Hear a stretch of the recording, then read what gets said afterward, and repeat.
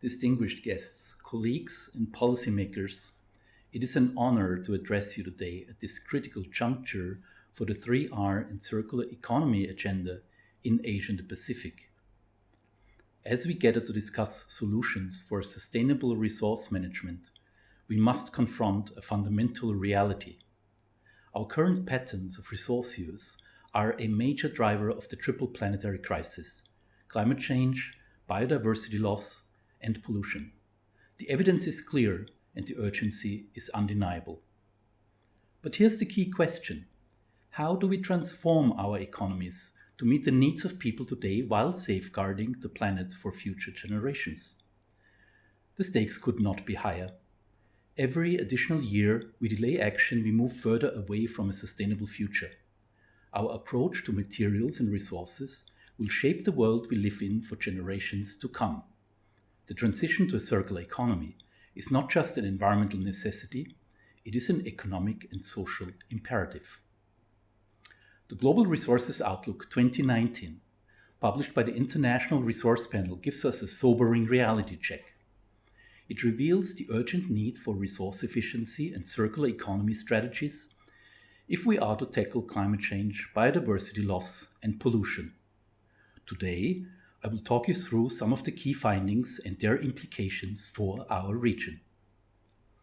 Resource extraction and processing contribute to over 90% of global biodiversity loss and water stress. They are responsible for nearly 50% of greenhouse gas emissions. This means that if we are serious about addressing climate change, biodiversity loss, and pollution, we must look at the fundamental role of resource efficiency and circular economy strategies. These are not just nice-to-have policies, they are essential.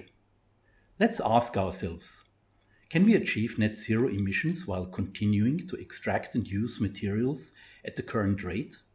Can we reverse biodiversity loss if we keep clearing forests, overmining land, and polluting our ecosystems? The answer is clear. We need a fundamental shift. The good news? Solutions exist. By reducing waste, improving resource efficiency, and transitioning to a circular economy, we can cut emissions, reduce pollution, and protect our ecosystems, all while creating jobs and fostering innovation. Consider this. In 1970, the world used about 27 billion tons of materials. Today, that figure has surpassed 100 billion tons, a four-fold increase in just 50 years. This growth has been driven by industrialization, urbanization, and increasing consumption. Of course, this process has lifted millions out of poverty, particularly in the Asia-Pacific region. But at the same time, it has placed unprecedented pressure on our environment. The problem is that we are still looking into a linear take, make, dispose system. We extract materials, use them briefly, and discard them, often in ways that pollute our air, land, and water. Ask yourself, what percentage of materials do you think we actually keep in the economy? The answer is sobering. Less than 10% of all materials are cycled back into the economy. This means over 90% of resources are wasted. This is not sustainable, but imagine if we flip the script. If we design products for durability, reuse, and recycling. If we treated waste not as an end product, but as a valuable resource. This is the potential of the circular economy. We then redid the Global Resource Outlook in 2024, and we find that if we are to meet the Sustainable Development Goals in a way that is both equitable and lasting, we must fundamentally rethink how we use resources. Decoupling economic growth from environmental degradation is not just an option, it's an absolute necessity. Today, our global economy still relies heavily on resource-intensive growth. However, the evidence is clear. Prosperity does not have to come at the cost of increasing material consumption. We have the tools and the knowledge to shift towards a more sustainable path. Advances in technology, innovations in the circular economy, and new approaches to sustainable production and consumption all offer viable solutions for achieving large-scale decoupling. The challenge now is not whether it can be done, but how quickly we can make it happen. The ultimate purpose of economic activity is to enhance well-being. However, Our current trajectory tells a different story, one where rising resource use is causing more environmental harm than it is delivering social benefits. This is a trend that we must urgently reverse. Achieving this shift requires a fundamental rethinking of how we design policies and business models. We need approaches that prioritize sustainable materials management, eco-design, and regenerative resource use, ensuring that resources are used efficiently and responsibly. Investing in resource efficiency and circularity is not about placing limits on growth. Rather, it is about reshaping growth so that it truly benefits both people and the planet. By making these changes, we can create an economic system that is not only more resilient, but also more just and sustainable for future generations. Remember, high-income countries consume 6 times more materials and generate 10 times the climate impact of low-income countries. This stark imbalance is driven in part by global supply chains that often shift environmental burdens to lower-income countries, allowing wealthier economies to maintain unsustainable consumption patterns while outsourcing the associated impacts. To address this, developed nations must take greater responsibility, not only by reducing their own material footprint, but also by actively supporting emerging economies in their transition to more sustainable development pathways. At the same time, we know that reducing resource use does not have to come at the expense of economic growth, social equity, or well-being. In fact, it is possible to design an economic system that thrives while minimizing environmental harm. Circular business models offer a powerful opportunity to create jobs, foster innovation, and generate economic value, all while reducing waste and emissions. To accelerate this shift, policies that incentivize sustainable resource use, such as green public procurement, and strategies that extend product life cycles can play a transformative role in reshaping industries and economies for the better. The challenge ahead is not just technical, but political and structural, requiring collective action to build a more just and sustainable future. In 2020, the global economy extracted 95 billion tons of biomass, fossil fuels, metal ores, and non-metallic minerals. 95 billion tons taken from the earth in just 1 year. This is more than a statistic. It underscores the immense strain on planetary systems. Since 1970, material extraction has more than tripled and continues to grow unsustainably. What does this mean? Depleting natural resources at an accelerating rate. Deforestation, erasing climate regulating forests. Biodiversity loss, with species vanishing before discovery. Water stress, as industries demand more than ecosystems can provide. Worsening pollution, contaminating air, water, and soil. These impacts are unfolding now, affecting people, communities, and economies. The question is, can we continue on this path, or must we fundamentally shift how we extract, use, and value resources? Our take-make-waste system is failing us. In 2020, we generated 25 billion tons of waste, a result of inefficient production, overconsumption, and wasteful disposal. Resource extraction and use led to 45 billion tons of emissions, pushing us further beyond planetary limits. How much waste and emissions could we prevent through better design, reuse, and circular strategies? These figures expose a critical flaw. Valuable materials are lost instead of recirculated, while emissions drive climate instability, food insecurity, and extreme weather. One statistic stands out. Only 9% of materials used in the global economy come from secondary sources, meaning 91% are newly extracted.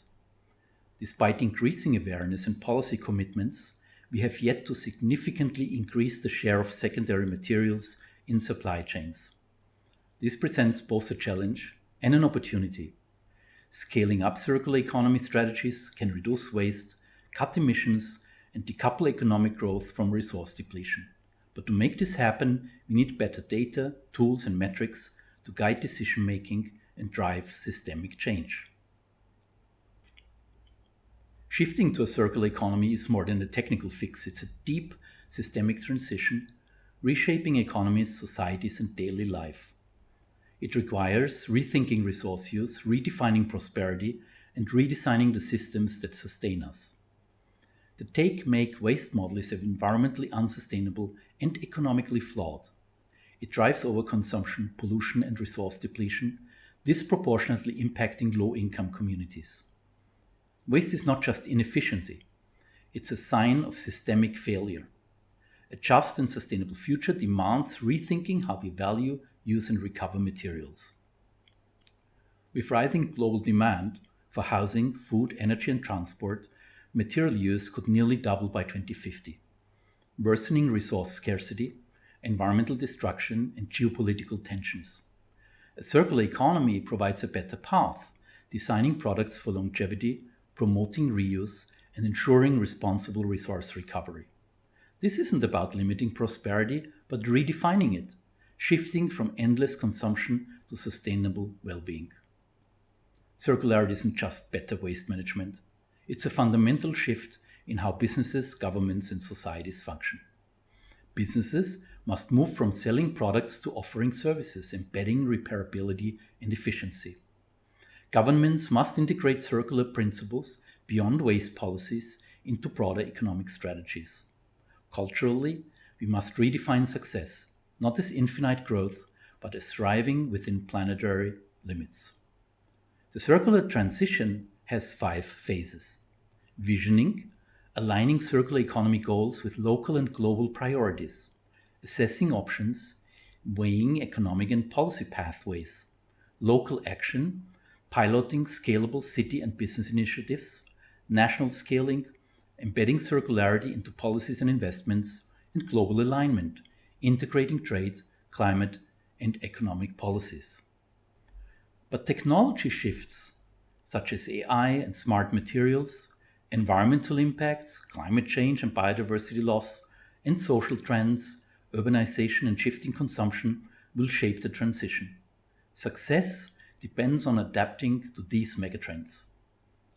The circular economy, let's keep this in mind, is not a one-time shift. It is an ongoing cycle of experimentation, learning, and adaptation. The transition has begun, but scaling it requires bold action, collaboration, and continuous innovation. Also, the transition to a circular economy depends on science, research, and innovation to shape policies, guide businesses, and ensure circularity becomes the foundation of our economies. Evidence-based approaches, rooted in data, technology, and real-world insights, are essential for accelerating this shift. Transforming a linear system into a circular one is complex, requiring collaboration across governments, industries, and communities. The challenge is not just about implementing policies, but aligning priorities, balancing economic interests, and ensuring a just transition. Research provides the roadmaps, governance models, and decision-making frameworks needed for systemic change. We cannot manage what we cannot measure. Reliable data on material flows, waste generation, and resource efficiency is essential. Yet current systems fall short. Without standardized indicators, tracking progress at product, business, and national levels is difficult. The science community must work with policymakers and businesses to develop integrated data platforms and measurement frameworks, ensuring policy decisions are based on real impact. A circular economy is not just about reducing waste, it's about smarter design.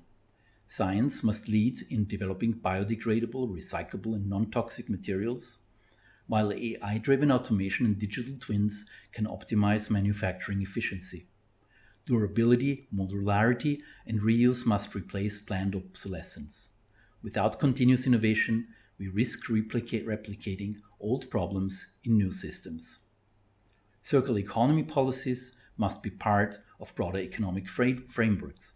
That means trade policies should enable circular supply chains, fiscal policies must incentivize circular business models, and regulations should ensure compliance and accountability. Financial shifts are also crucial, aligning taxation, subsidies, and investments with sustainability to scale circular solutions. The circular transition cannot follow a one-size-fits-all approach. Regional showcases and industrial symbiosis hubs provide localized solutions, while global coordination ensures supply chains, waste flows, and environmental policies align. The science community has a responsibility to provide the knowledge, tools, and solutions needed to turn ambition into real-world action. The circular economy is not just a vision. It is already transforming industries, creating jobs, and reshaping how we use resources. By extending the lifespan of materials, reducing waste, and stimulating new economic opportunities, we can achieve both environmental and economic benefits. But to fully unlock its potential, we must accelerate action across policy, business, and society. Maximizing material use across its full life cycle cuts emissions, preserves resources, and enhances efficiency. Designing for durability, repairability, and modularity extends product lifespans, while circular supply chains focused on reuse, refurbishment, and recycling reduce reliance on virgin materials and lower carbon footprints. The circular economy is not just an environmental strategy. It is a driver of innovation, job creation, and economic resilience, especially here in the Asia-Pacific region. Circular industries, including remanufacturing and resource recovery, have the potential to create millions of jobs worldwide. Investing in circular infrastructure can turn waste into value, boosting productivity while reducing environmental harm. The transition is already underway, but we must accelerate adoption through bold policies, business leadership, and collaboration. Now is the time to act. Let's build a future where economic success and environmental responsibility go hand in hand. Thank you for your attention.